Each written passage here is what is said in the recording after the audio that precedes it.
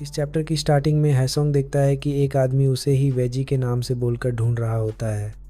वो समझ जाता है कि ये आदमी उसी का ऑनलाइन फ्रेंड नाना है। जिसके बाद वो किसी के साथ फ़ोन पर बात करने का नाटक करने लगता है। मगर जैसे ही नाना उसे देखता है तो वो समझ जाता है कि ये उसका फ्रेंड वेजी है। वो उसके मोबाइल में मैसेज करके बोल रहा होता है कि तुम इस तरीके से मोबाइल पर किसी से बात करने का नाटक क्यों कर रहे हो? मैं तो तुम्हारे मोबाइल से आ रहे नोटिफिकेशंस की आवाज़ सुन सकता हूँ।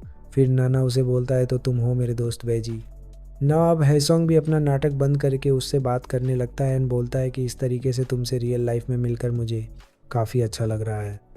नाना उसे बोलता है कि मैंने एक रेस्टोरेंट में रिजर्वेशन कर रखी है, तो चलो मेरे कार से वहाँ खाना खाने चलते हैं। मगर हाइसोंग उससे झूठ बोलने लगता है कि वो आज उसके साथ नहीं जा पाएगा, क्योंकि उसे अपने क्लब मेंबर्स के साथ कहीं और जाना है। नाना को एहसास हो जाता है कि हेसोंग उससे झूठ बोल रहा है, इसलिए वो उसका हाथ पकड़कर बोलता है कि क्या मैं तुम्हारे फ़ोन में आए रीसेंट कॉल रिकॉर्ड को देख सकता हूँ, क्योंकि मुझे लग रहा है कि तुम मुझे झूठ बोल रहे हो। बट तभी वहाँ सोयोन आ जाती है, जो नाना को बताती है कि वो हिएसोंग की गर्लफ्रेंड है एंड आज उन दोनों का डेट पर जाने का प्लान था। नाना ये जानकर काफ़ी सरप्राइज होता है कि उसकी कोई गर्लफ्रेंड भी है। यहाँ नाना हाइसोंग से पूछता है कि तुम तो कह रहे थे कि तुम किसी क्लब मेंबर से मिलने जा रहे हो।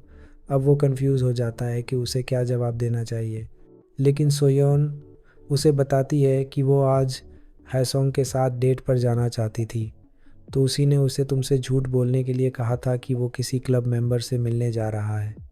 ये सुनकर नाना उन पर गुस्सा नहीं होता है एंड बोलता है कि वो भी इस तरीके की चीज़ें इस एज में किया करता था। नाउ नाना उसको अपने साथ ही चलने को सजेस्ट करता है जहाँ उसने रिजर्वेशन लिया है।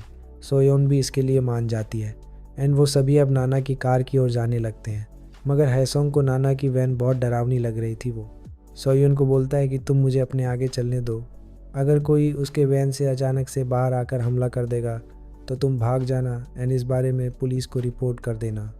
सोयोन उसकी बातों को ज़्यादा सीरियसली नहीं लेती, लेकिन जब वो सड़क के पास पहुंचते हैं तो वो देखते हैं कि नाना तो एक बहुत महंगी और शानदार कार में आया था। वो उसकी कार में बैठकर उसी रेस्टोरेंट में पहुंच जाते हैं जहां नाना ने रिजर्वेशन लिया था और यहाँ नाना उनके लिए काफ़ी बढ़िया सी फूड ऑर्डर करता है। वो उनके साथ काफ़ी अच्छे तरीके से बातें कर रहा होता है, जिससे हाइसोंग भी थोड़ा कंफ्यूज होता है कि नाना की लाइफ तो बहुत अच्छी चल रही है, मतलब कि उसके पास अच्छी खासी जॉब है, वो बहुत अमीर है, तो उसने किसी लड़की का किडनैप क्यों किया। इसीलिए वो अचानक से उसे पूछ ही लेता है कि मैंने तुम्हारे गेमिंग माइक से किसी लड़की की वॉइस सुनी थी जिसे तुमने किडनैप किया था, तुमने ऐसा क्यों किया। लेकिन नाना ये सुनकर उन पर गन तानकर गोली चला देता है। मगर हाईसोंग ये सब इमेजिन कर रहा था। वो सोचता है कि अगर वो डायरेक्टली नाना से इस बारे में पूछेगा तो शायद वो हम दोनों को ही नुकसान पहुंचा सकता है, इसलिए वो उसे इनडायरेक्टली बातों बातों में ही पता करने की कोशिश करेगा कि सच क्या है। बट तभी सोयोन नाना को वही लापता लड़की का पोस्टर दिखाकर बोलती है कि क्या तुम इसे जानते हो।